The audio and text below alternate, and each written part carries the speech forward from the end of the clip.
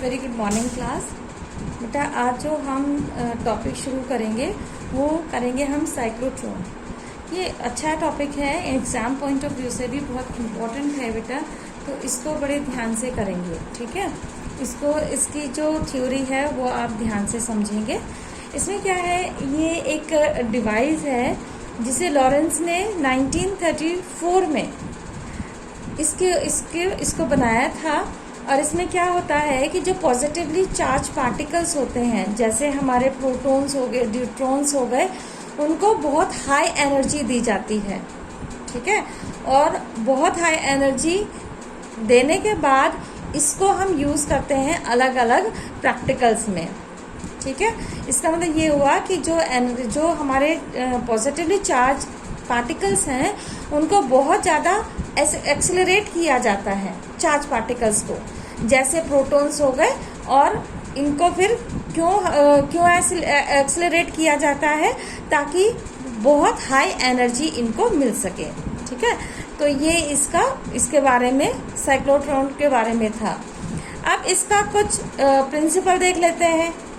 Principal में क्या है बेटा कि हमारा जो इलेक्ट्रिक फील्ड है, ठीक है, हमारे पास जो इलेक्ट्रिक फील्ड है, ये इलेक्ट्रिक फील्ड जो है, इसके अंदर हम चार्ज पार्टिकल को लेकर आते हैं। और जब हम चार्ज पार्टिकल को लेके आते हैं तो नेचुरली उसके ऊपर एक फोर्स लगेगा। अभी तक हम यही तो पढ़ते आए हैं कि यदि हम किसी भी चार्ज पार्टिकल को इलेक्ट्रिक फील्ड के अंदर लेके आते हैं तो उसके ऊपर एक फोर्स लगता है, और वो फोर्स F=QE है ना, ये फॉर्मूला हमने पढ़ रखा है। तो ये जो फोर्स लगता है ये हमेशा हमारे चार्ज पार्टिकल को पुश करता है, और बार बार पुश करता है। वो उसे इतना पुश करेगा कि जो हमारा चार्ज पार्टिकल होगा वो सर्कुलर मोशन करने लगेगा। ठीक है, और उसकी जो स्पीड होगी वो बहुत ज़्यादा बढ़ जाएगी, बहुत ज़्यादा, इतनी ज़्यादा बढ़ जाएगी कि वो यहाँ पर एक हम बाहर निकालने के लिए इसके होल कर देंगे, वो यहाँ से बाहर निकल के अपने टारगेट पे सीधा हिट कर जाएगा। ठीक है, तो इसमें आपको जो है 2-3 बातों का ध्यान रखना है। पहला तो ये कि हमारे इसमें 3 चीजें होती हैं, 3 कॉन्सेप्ट होते हैं। पहला तो ये कि इलेक्ट्रिक फोर्स लगाया जाता है, ठीक है, और जो मैग्नेटिक फील्ड होगा वो कैसा होगा, परपेंडिकुलर। यह कंडीशन जरूर है कि जो हमारा मैग्नेटिक फील्ड होगा वो परपेंडिकुलर होना चाहिए।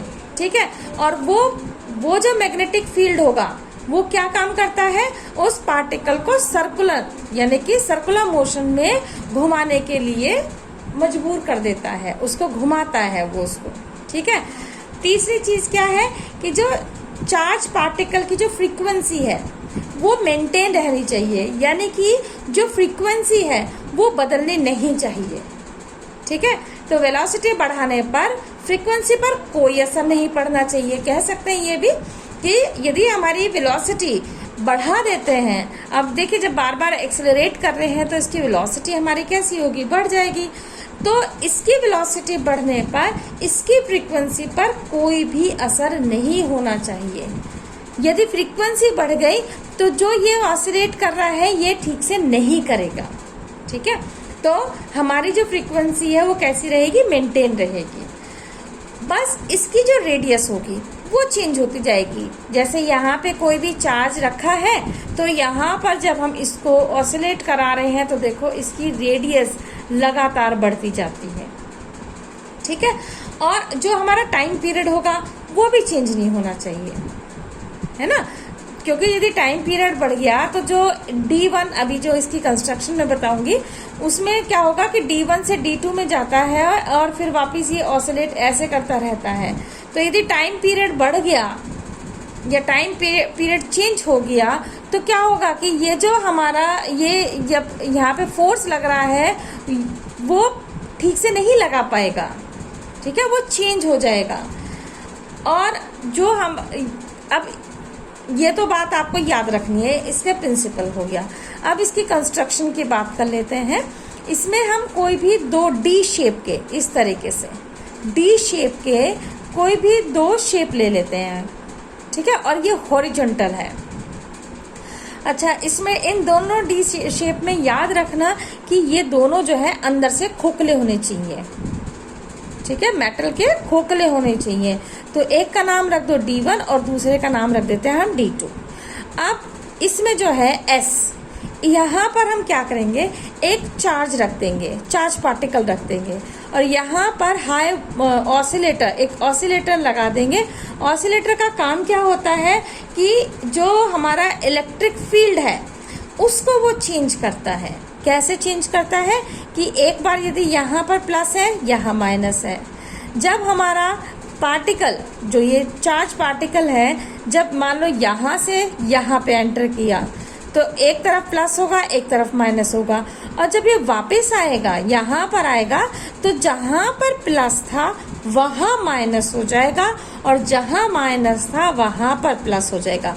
क्योंकि देखिए, जब मान लो हम यहाँ से ऐसे इसे इस तरीके से लेके आए, ठीक है, तो ये इधर गया, अब इधर गया तो इस D1 से भी तो फोर्स लगना चाहिए, और वो कब लगेगा, जब हमारा इलेक्ट्रिक फील्ड यानी कि माइनस प्लस चेंज हो जाएंगे, तब ये हमारा वापस आएगा।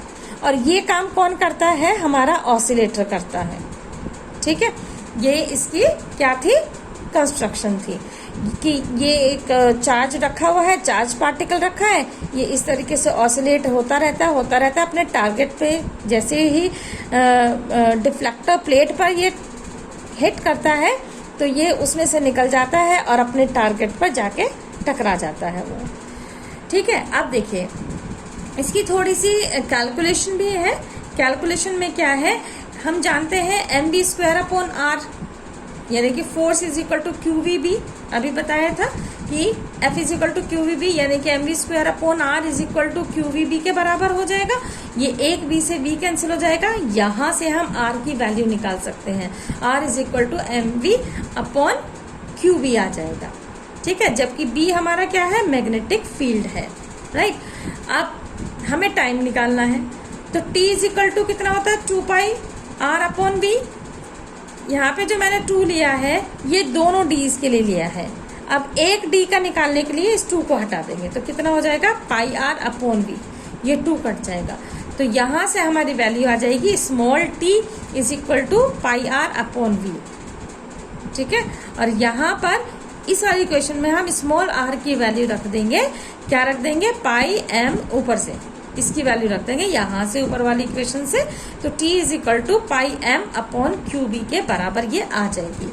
इसे देखिए, इस वाले इक्वेशन से भी जो हमारा जो टाइम है passage of ions, D's is independent of speed of ions of the radius. देखिए, रेडियस भी नहीं है इसमें और V भी नहीं है, ठीक है। तो ये क्या है, इंडिपेंडेंट है इसके, राइट। अब यदि हम इसकी रेजोनेंस कंडीशन अचीव करना चाहें तो उसमें क्या होगा, V0 is equal to V के बराबर होगा, और V इज इक्वल टू हमारा कितना होता है, 1/2t।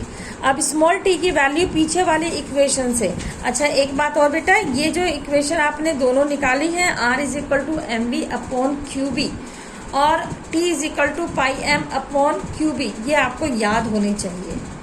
तो इस वाले इक्वेशन से T की वैल्यू हम कहाँ रख देंगे, इस वाले V की वैल्यू इक्वेशन में रख देंगे। तो इससे हमारा क्या आ जाएगा, V is equal to QB/2πm आ जाएगा, या V0, क्योंकि V0 is equal to V के बराबर है, तो V0 is equal to QB/2πm हो जाएगा, ठीक है। अब इसके बाद इसकी कुछ लिमिटेशंस भी हैं। लिमिटेशंस क्या है कि इसकी जो the cyclotron can not accelerate the particle to velocities as high as comparable to the velocity of light. ये एक्सेलरेट तो करता है हमारे चार्ज पार्टिकल को, लेकिन इतना नहीं कर सकता जितना कि हमारी लाइट की वेलोसिटी होती है। तो ये इसकी लिमिटेशंस है, ठीक है।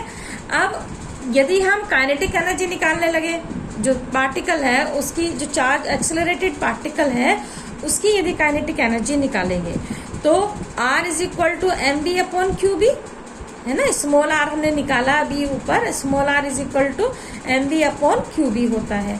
तो यहाँ पे r, स्मॉल r की जगह क्या लिख देंगे, हमने आउटसाइड की, बाहर की रेडियस ले ली है r, कैपिटल R, ठीक है।